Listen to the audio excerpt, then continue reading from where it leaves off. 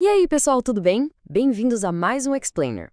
Hoje, a gente vai mergulhar de cabeça num assunto que eu adoro, a literatura. Só que vamos olhar para duas caras dessa mesma moeda. De um lado, os clássicos, aqueles livros que ficam na estante principal, sabe? E do outro, uma galera mais rebelde, as vozes que vêm da margem, questionando tudo. Vamos nessa? Pensa comigo rapidinho. Você já abriu um daqueles livros que todo mundo fala que é obrigatório, um clássico dos clássicos, e lá pela página 30 pensou: nossa, isso aqui não conversa comigo? Se você já se sentiu assim, relaxa, você não está sozinho. É justamente essa sensação de desconforto, de não pertencimento, que vai guiar a nossa conversa de hoje. E para a gente entender essa história direito, preparei uma jornada literária para a gente. Primeiro, vamos investigar quem são os donos da estante. Depois, vamos dar ouvidos às vozes da margem. Aí a gente se pergunta se essa relação entre cânone e periferia é uma batalha. Na sequência, vamos descobrir como formar um leitor completo e, para fechar, vamos falar do poder dos livros que curam através da biblioterapia. Beleza, então vamos começar pelo começo. Quem são esses donos da estante? É uma boa metáfora para a gente começar a desvendar o que diabos é o tal do cânone literário. Então, o que é a literatura canônica? Imagina uma lista VIP, o camarote da literatura. São aquelas obras e autores que a academia, os críticos e o tempo decidiram que são o suprassumo, sabe? O modelo a ser seguido. Quando a gente fala em Machado de Assis, em Shakespeare, estão falando da galera que tem carteirinha nesse clube. Mas, essa lista não cai do céu, não. Não é mágica, não. O cânone é uma construção social. Pensa só em quem está por trás disso. As faculdades que dizem o que a gente tem que estudar, os críticos que definem o que é alta literatura, as grandes editoras, os prêmios importantes.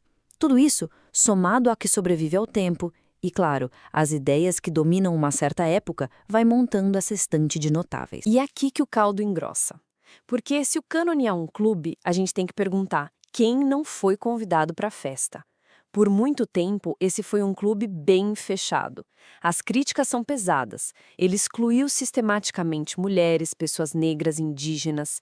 Ele é elitista porque valoriza um tipo de linguagem que muitas vezes não é do povão. E ele é super eurocêntrico, como se a única literatura que importasse fosse a feita na Europa. Mas se tem o centro do palco, tem também o que rola nas coxias, nas margens, né? E é para lá que a gente vai olhar agora. Vamos sentir a força, a urgência e a criatividade absurda da literatura não canônica. Basicamente, a literatura não canônica é tudo aquilo que brota e cresce longe dos grandes centros de poder. É a arte que acha seus próprios caminhos para existir, muitas vezes na rua, na internet, nas periferias. Ela vem de grupos que historicamente não tinham voz e usa linguagens que quebram as regras do jogo. E essa literatura é de uma riqueza impressionante. Olha só, a gente tem a literatura marginal, que vem direto da quebrada, com autores como Ferrez, tem a poesia de slam, que pulsa nas batalhas de rima, tem a tradição incrível do cordel, a sabedoria ancestral da literatura indígena e até fenômenos mais recentes como as fanfictions e toda a produção literária da comunidade LGBTQIA+. É um universo gigante, e se tem uma voz que resume essa força, é a da Carolina Maria de Jesus. Essa frase do livro Quarto de Despejo é um soco no estômago. Ela não pede licença, mostra a realidade nua e crua, a denúncia social que é o coração de muita dessa produção. É a vida real, sem filtro, virando uma arte absolutamente necessária. Tá, então a gente tem esses dois mundos. E aí, é uma guerra? Um UFC literário cânone contra a periferia para ver quem fica de pé? Ou será que a relação entre eles é um pouco mais complicada? Com diálogos e até umas misturas interessantes. Vamos dar uma olhada. Vamos botar lado a lado. De um lado, o cânone, validado pelas grandes instituições, linguagem mais formal, buscando temas ditos universais. Do outro, o não canônico, que circula por fora, usa a língua do dia a dia e fala de temas específicos, do cotidiano, da periferia. Mas a grande sacada é que eles não precisam ser inimigos. Eles podem, e na real, devem morar na mesma estante. E isso nos joga direto no nosso próximo ponto. Porque no fim do dia, a questão não é escolher um time e torcer contra o outro. O lance é a gente se tornar um leitor mais completo. Um leitor que consegue passear por esses dois mundos, com um olhar mais crítico e, principalmente, mais empático. E se tornar esse leitor é um processo, uma caminhada.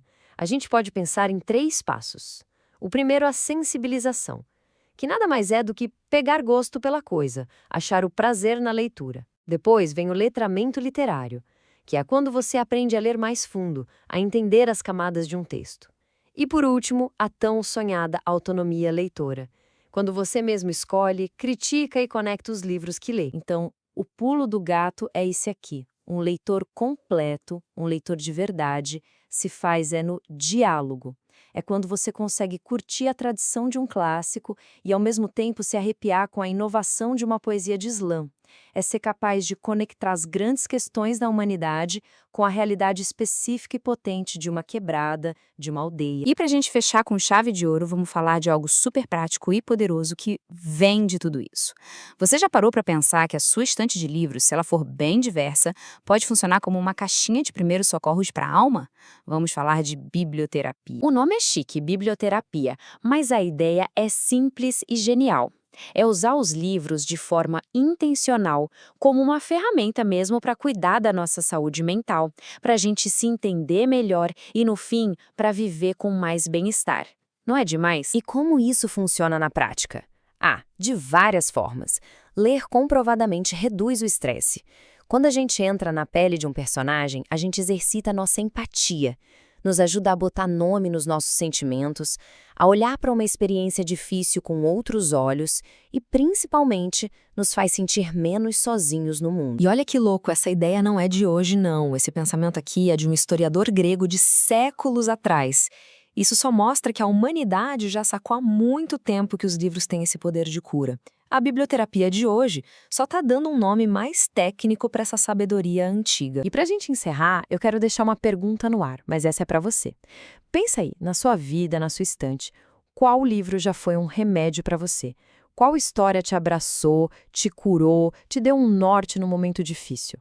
A resposta para essa pergunta diz muito sobre quem a gente é. Valeu, pessoal, e até a próxima!